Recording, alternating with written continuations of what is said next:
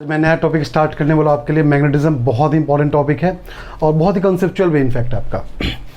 तो इसमें जो बेसिक कॉन्सेप्ट था, जब फर्स्ट लेक्चर में फिर सिर्फ आपको बेसिक कॉन्सेप्ट डील करेंगे, लाइक आपका डायरेक्शन वगैरह पता करेंगे कि मैग्नेटिज्म का बेसिक कॉन्सेप्ट क्या है, इसका रियल जो मीनिंग है वो पहले समझाएंगे आपको कि मैग्नेटिज्म आया कहाँ से, मैग्नेटिक फील्ड क्या होता है, फोर्स कैसे अप्लाई करते हैं, उसका डायरेक्शन कैसे पता करते हैं। फिर यहाँ पे जो आपके कुछ लॉज वगैरह पहले पढ़ना आपको, लाइक एम्पियर्स लॉ हो गया, बायोट-सावर्ट लॉ हो गया।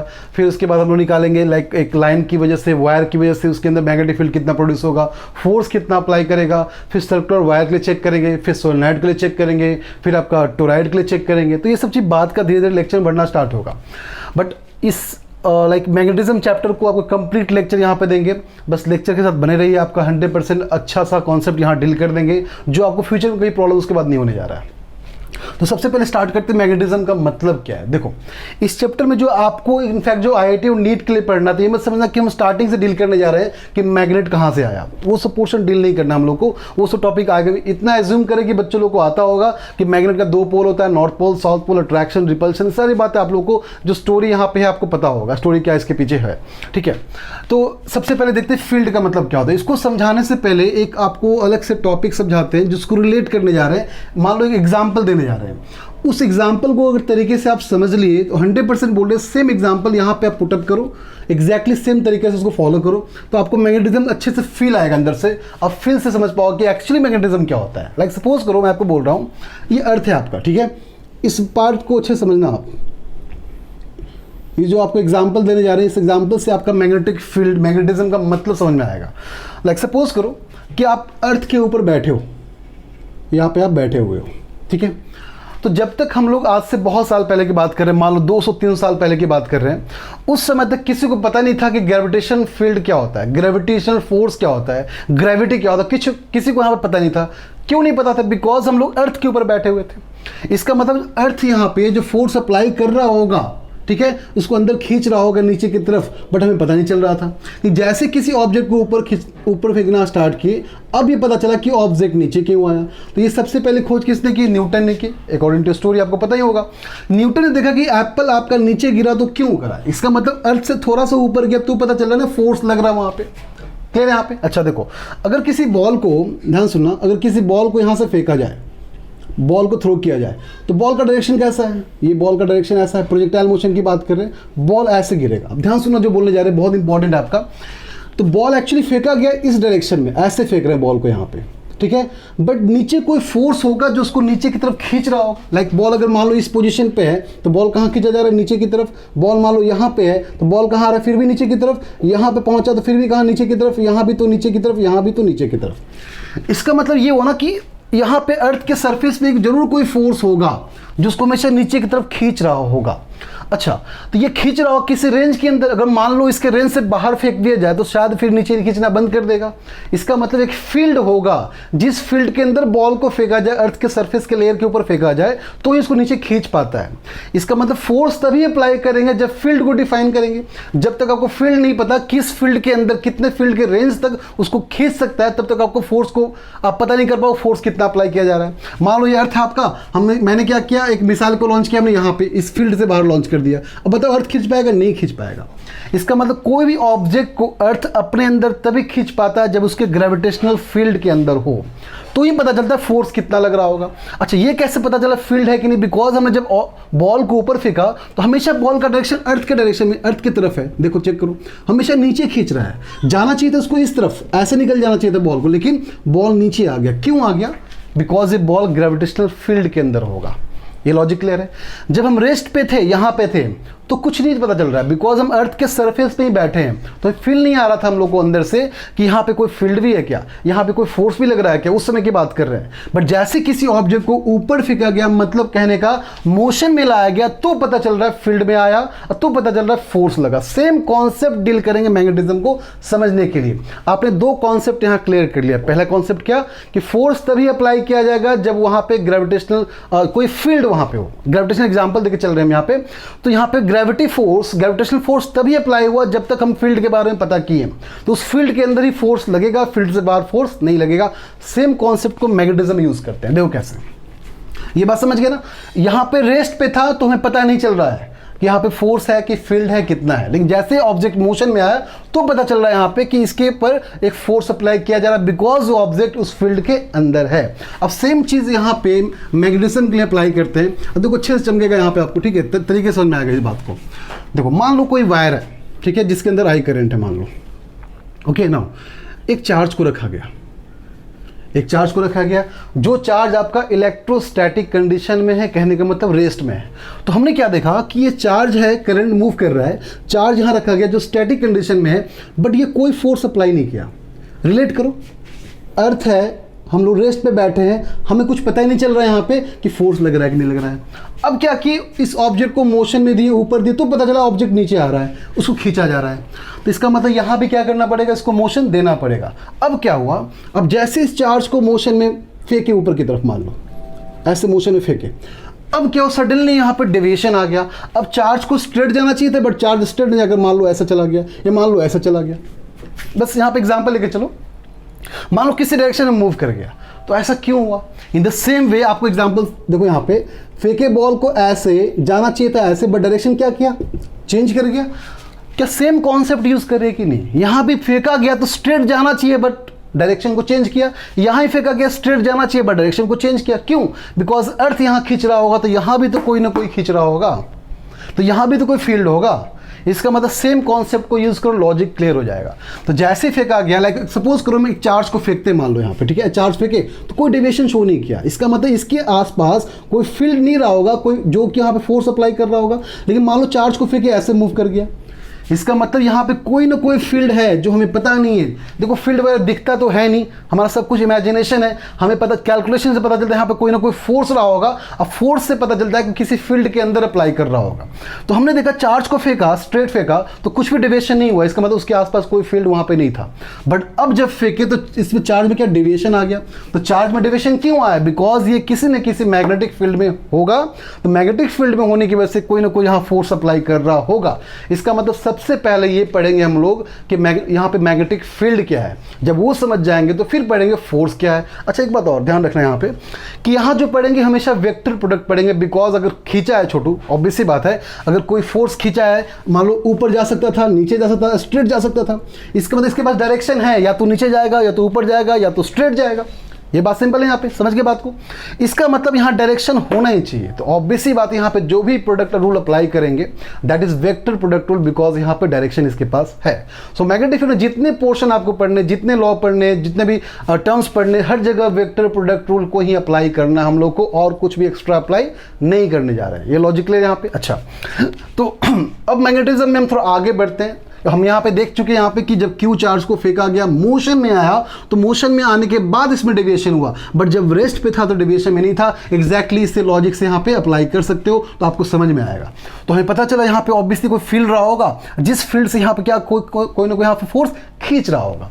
तो पता चला कौन सा फोर्स है जो खींच रहा हो, तो हमें पता चला एक मैग्नेटिक फील्ड है, जिसके ऊपर मैग्नेटिक फील्ड के अंदर मैग्नेटिक फोर्स अप्लाई किया जा रहा है। तो बहुत सारे साइंटिस्ट आए, इसके बाद रिसर्च करना स्टार्ट किए। तो सब साइंटिस्ट धीरे धीरे आएंगे, अपने अपने लॉ देंगे, बताएंगे कितना फोर्स है, कैसा फोर्स है, डायरेक्शन किधर है, अपने बारे में यहाँ पे सब कुछ एक्सप्लेन करने जाएंगे। बट उससे पहले एक इंपॉर्टेंट पार्ट आपको समझना जरूरी है, बिकॉज पूरा का पूरा मैग्नेटिज्म एक ही पार्ट पे डिपेंडेंट है, दैट इज वेक्टर प्रोडक्ट। तो आपको डायरेक्शन निकालने आना चाहिए। मतलब कहने का ये हुआ, अगर मान लो करंट का डायरेक्शन पता है, अगर आपको करंट का डायरेक्शन पता है तो पता होना चाहिए यहाँ पे जो मैग्नेटिक फील्ड होगा उसका डायरेक्शन कैसा है, बिकॉज मैग्नेटिक फील्ड होगा तभी तो डायरेक्शन पता कर पाओगे फोर्स का कैसा है। तो मान लो हम सिंपल सा यहाँ पे एक सिंपल टर्म में बोल रहे हैं आपको कि 2-3 एग्जाम्पल समझाना चाहते हैं आपको कैसे कैसे यहाँ पे लाइक डायरेक्शन प्रोडक्ट को निकालना चाहते हैं। लाइक सपोज करो कि एक आपका ऐसे मान लो कि आपका कोई सी है, C equal to A cross B vector यहाँ पे है, 3 यहाँ पे मान लो क्वांटिटी है। तो जिस तरह से यहाँ पे पढ़ेंगे बाद में हम लोग इस चीज़ को यहाँ पे डील करेंगे, इस चीज़ को बाय और सवर्ट लॉ के अंदर। नाउ मान लो ए आपका ये रहा और ये आपका बी रहा, तो सी का वैल्यू क्या होगा। ठीक है, सिंपल सा एक काम करना, ऐसा क्वेश्चन जब भी आओगा तो 1-2 क्वेश्चन डील करेंगे, आपका लॉजिक बस क्लियर कर देंगे। क्या करना है आपको, जिस तरफ देखो ए क्रॉस बी निकालना हम लोग को, करेक्ट, क्या निकालना हम लोग को, ए क्रॉस बी निकालना है। मतलब ए को बी की तरफ घुमाओ, तो सबसे पहली बात ए कहाँ रखोगे, ए को रखो, इस पाम को ओपन करो। लाइक यहाँ पे मैं ऐसा नहीं पढ़ने जा रहा, पहले बता दें आपको कि लेफ्ट हैंड थंब रूल हाँ, फ्लेमिंग्स लेफ्ट हैंड, ये सब कुछ नहीं पढ़ने जा रहा, बस सिंपल सा लॉजिक देंगे, उस लॉजिक को फॉलो करो, ऑटोमेटिक आंसर निकालेंगे। फालतू टाइम वेस्ट नहीं करना, हमें पता है कि बस डायरेक्शन से मतलब है। अब एग्जाम में जो क्वेश्चन आपके आएंगे ऐसा तो नहीं अगर right down the Fleming left hand rule, right hand rule, ऐसा क्वेश्चन तो आने जाने दें यहाँ पे, ठीक है। सिंपल डायरेक्शन पता करना आपको, तो डायरेक्शन पता करने के लिए आपको बता रहे कैसे निकालना है। तो जिधर आपका ए रहेगा, अपना पाम को ओपन करो, इसको ओपन करो, इसके डायरेक्शन में, ए के डायरेक्शन में, ठीक है। तो अब इस बात का ध्यान देना, जिधर आपका बी, जिस पॉइंट पे बी निकालने जा रहा है, दैट इज आर डिस्टेंस, तो इसको ऐसे रखना पाम को, लाइक अगर मान लो हमने ऐसे रखा, ध्यान सुनना, ये ऐसे रखा, इसका डायरेक्शन किस तरफ है, मेरी तरफ है, बट ये आर किधर है, उस तरफ है, इसको नीचे कर दो। ये पाम जो पोर्शन दिख रहा है ये आर की तरफ होना चाहिए, और ये वाला पोर्शन जो दिख रहा है आपको ये ए की तरफ होना चाहिए। ऐसे रखें और ऐसे बी की तरफ घुमा दिए, कहाँ गया डायरेक्शन, नीचे की तरफ। इसका मतलब जो आपका फील्ड का जो डायरेक्शन होगा कहाँ पे होगा, आपका नीचे की तरफ डायरेक्टली मिल जाएगा। हमें बोला गया इस पॉइंट पे बताओ यहाँ पे डायरेक्शन क्या होगा सी का, तो हमें मिल गया किधर, नीचे की तरफ है। तो ऐसे करके आपको डायरेक्शन निकालना है, और यही डायरेक्शन बार बार आपको काम आएगा, चाहे कैसे भी इसको पुटअप करो, लाइक कभी ए को बाहर कर लो, ठीक है, कभी ए को बाहर कर लो, मान लो इधर निकालने बोला जा रहा है, इस पॉइंट में बताओ आपका डायरेक्शन सी का कितना होगा, तो इसको बाहर कर लिए। मैंने क्या बोला, हमेशा इसको ओपन करना आर की तरफ, लेकिन है तो बाहर, है ना, ये आपका कैसे बाहर की तरफ, ऐसे रहा, देखो ए बाहर है ना, ए बाहर है, आपको घुमाना है ऐसे, तो आप ऐसे घुमाओगे या फिर ऐसे घुमाओगे, चेक कर लो एक बार। अब मान लो हमने यहाँ पे ए को ऐसे रखा, तो ये तो वहाँ पॉसिबल है नहीं, इसलिए हम क्या करेंगे, इसको ऐसे रखेंगे, ठीक है, और ऐसे घुमा देंगे इस तरफ, तो कहाँ जाएगा, ऊपर की तरफ, मतलब हमारा डायरेक्शन ऐसा कहीं निकल जाएगा। तो आपको बस पाम को प्रॉपर तरीके से यूज़ करना है, और हमेशा इसको आर के फेस की तरफ रखो, इसको आपका ए की तरफ रखो, आप उसको घुमा दो आर को, इसको घुमा दो आर के डायरेक्शन में, ऑटोमेटिक आपका सी वाला वेक्टर क्वांटिटी मिल जाएगा। तो ये था डायरेक्शन निकालने का तरीका। अब इसी डायरेक्शन को बार बार हम मैग्नेटिक फील्ड में, मैग्नेटिज्म में यूज़ करेंगे, ताकि हम प्रॉपर आंसर या वैल्यू निकाल सकें। तो सबसे पहले आपको जो पढ़ना है यहाँ पे वो है आपका बायोट-सावर्ट लॉ। अब बायोट-सावर्ट लॉ क्या, उसको समझते हैं और देखते हैं बायोट-सावर्ट लॉ ने क्या बोला था। ये एक लॉ है, ध्यान रखना इस बात को, इसका एक्सपेरिमेंटल प्रूफ होगा, लेकिन आप इस यहाँ पे कुछ क्रॉस क्वेश्चन नहीं कर सकते, सर यही क्यों हुआ, बिकॉज सब कुछ लॉ में पहले से ही डिफाइंड है। अब इसके ऊपर जो क्वेश्चन आएंगे, अब इसके लॉ को यूज करके, एप्लीकेशन को यूज करेंगे, यहाँ पे कहाँ पे, वायर में यूज करेंगे, सर्कुलर वायर में यूज करेंगे, सोलेनॉइड में यूज करेंगे, टोराइड में यूज करेंगे, मतलब लॉ को यूज करते एप्लीकेशन के थ्रू। बाकी टर्म में वही आपका IIT नीट में क्वेश्चन आता है, डिफरेंट काइंड्स ऑफ क्वेश्चन बनाकर आपको हम देंगे नेक्स्ट लेक्चर में, बट इस लेक्चर में बस आपको सिखाएंगे कैसे डायरेक्शन लिखते हैं, बायोट-सावर्ट लॉ का मतलब क्या हुआ। देखो ध्यान समझना, ये आपका वायर है, ठीक है, इसमें करंट मान लो आई है, किसी पर्टिकुलर पॉइंट पे मान लो आर डिस्टेंस पे, आर वेक्टर ये रहा हमारा, ठीक है, इस पॉइंट पे निकालना मैग्नेटिक फील्ड का डायरेक्शन क्या होगा, ठीक है। तो ये होता है dB is equal to mu naught upon 4πI dl। अच्छा, dl मतलब यहाँ पे एक छोटा सा क्वांटिटी के लिए निकालना है, ये मान लो सेलेक्ट किया इसको dl लेंथ, ये पूरा मान लो L लेंथ का था, हम छोटा सा पोर्शन का निकालना चाह रहे हैं कि छोटे से पोर्शन वाले करंट पार्ट में या इसके लिए मैग्नेटिक फील्ड का डायरेक्शन क्या है। पूरे के लिए मान लो पता है, बट छोटा पार्ट हम निकालना चाहते हैं, तो छोटा पार्ट को ऐड कर लेंगे, फिर पूरे में निकाल देंगे कितना होना चाहिए, ये होगा dl cross r vector upon में r क्यूब। ये आपका होगा बायोट-सावर्ट लॉ के लिए मैग्नेटिक फील्ड का वैल्यू हो गया आपका। अच्छा, इसका मतलब अब समझाते हैं, इसका मतलब क्या है। देखो ये पोर्शन है कि जो आई करंट पूरे में फ्लो कर रहा था, ठीक है, तो मान लो हमें छोटे से पोर्शन को निकालना चाह रहे हैं, ये पोर्शन यहाँ पे कितना मैग्नेटिक फील्ड प्रोड्यूस किया वो जानना चाहते हैं। तो इसके लिए क्या किया हमने, डीएल को यहाँ पे लिया। अब देखो घुमाओ इसको, तो डीएल किस डायरेक्शन में, ऊपर की तरफ है, करेक्ट, इसको ऊपर की तरफ रखना है। अब कैसे रखना है, देखो ऐसे, ये रहा ना, ये रहा आपका डीएल, इस तरफ आर किधर होना चाहिए, इस पाम के डायरेक्शन में। अब इसको घुमा दो तो किधर गया, नीचे की तरफ, मतलब ये ऐसे आ गया, ये हो गया आपका डीबी का डायरेक्शन। अच्छा, डीबी का कुछ यूनिट भी होना चाहिए, तो डीबी को जनरली यूनिट क्या बोलते हैं, इतना आपको पता ही होगा, टेस्ला या फिर इसको वेबर पर मीटर स्क्वायर भी बोलते हैं, टेस्ला या फिर वेबर पर मीटर स्क्वायर। एक क्वांटिटी और है जो एग्जाम में जनरली आपका IIT नीट पूछता है, ये इसके बारे में पूछता है, म्यू नॉट का ऐसा यूनिट क्या होना चाहिए। तो उससे पहले आपको एक चीज़ बता देते हैं यहाँ पे कि आपको पता होगा म्यू नॉट का वैल्यू कितना होता है। लाइक हमको पता है कि mu not equal to 4π into 10⁻⁻7 होता है, इसलिए हम म्यू नॉट अपॉन 4π को डायरेक्टली 10⁻⁻7 भी कभी कभी लिख लेते हैं, बिकॉज इसको नीचे ट्रांसफर करो डायरेक्टली आपका ये वैल्यू बन जाएगा, ठीक है। अब कैसे निकालेंगे म्यू नॉट का यूनिट, चेक कर लो। डीएल मतलब लेंथ, मीटर, ये भी आपका लेंथ, मीटर क्या बन गया, मीटर स्क्वायर, ठीक है। ये क्या आपका मीटर क्यूब, तो मीटर स्क्वायर मीटर क्यूब अगर कैंसिल होगी नीचे क्या बचेगा, मीटर बचेगा, ठीक है। हमें किसका, म्यू नॉट का निकालना है। डीबी का क्या होता है, टेस्ला, ये तो आपका कांस्टेंट हो गया, ये आपका एम्पियर हो गया, आई कितना हो गया, एम्पियर, अब बताओ क्या हो गया, टेस्ला ऊपर है, एम्पियर मीटर, क्या हो जाएगा, टेस्ला इन एम्पियर आपका ऊपर है, ये आपका metre, tesla metre upon ampere. तो म्यू नॉट का जो आपका यूनिट आ गया क्या हो गया, tesla into metre, tesla into metre upon में एम्पियर, ये आपका डायरेक्टली। अब ये आपका आईआईटी में कभी क्वेश्चन मेंस में कभी पूछता है कि बताओ म्यू नॉट का आपका लाइक यूनिट क्या होना चाहिए। तो ये बात आपको समझ में आ चुकी है। अब ये चीज़ ध्यान रखना कि ये आपका डेरिवेशन, आपका जो रिजल्ट है बहुत इंपॉर्टेंट है। हम बार बार इसी रिजल्ट को यूज़ करेंगे और हम लोग नेक्स्ट लेक्चर में इसको सॉल्व करेंगे। लाइक वायर के लिए मैंने जो आपको रिपीट किया ऑलरेडी, वायर के लिए, सर्कुलर वायर के लिए, फिर आपका सोलेनॉइड के लिए, आपका टोरॉइड के लिए, मतलब बेसिकली तीन ही यूज़ करेंगे हम लोग। बाकी तो उसका फॉर्मेशन होता है, लाइक सर्कुलर वायर हो गया, टोरॉइड हो गया, सबके फॉर्मेशन होता है, अलग टाइप का फॉर्मेशन होता है। बट बेसिक फॉर्म आपका स्ट्रेट वायर में देखेंगे, ठीक है, सर्कुलर वायर में देखेंगे।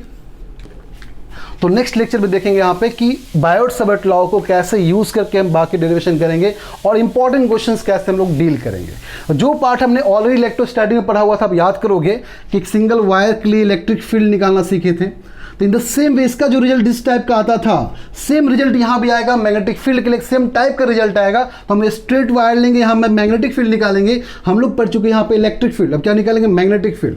अब उसको एक डिफरेंट टाइप क्वेश्चन जो एग्जाम में आते हैं उसको वहाँ पे डील करेंगे। होप करते हैं आपको समझ में आ गया होगा कि सारा वैल्यू क्या क्या क्वेश्चन आता है, बायोट-सावर्ट लॉ का मतलब क्या हुआ। नेक्स्ट लेक्चर में इस पर क्वेश्चन प्रैक्टिस करेंगे और जो इंपॉर्टेंट डेरिवेशन को पहले डिराइव करेंगे। होप करते हैं आपको लेक्चर पसंद आया होगा। मिलते फिर नेक्स्ट लेक्चर में और कंटिन्यू करते हैं लेक्चर को। तब तक आपको लेक्चर पसंद आया तो आप उसको लाइक, सब्सक्राइब, कमेंट कर सकते हैं। मिलते फिर नेक्स्ट लेक्चर में। Thank you.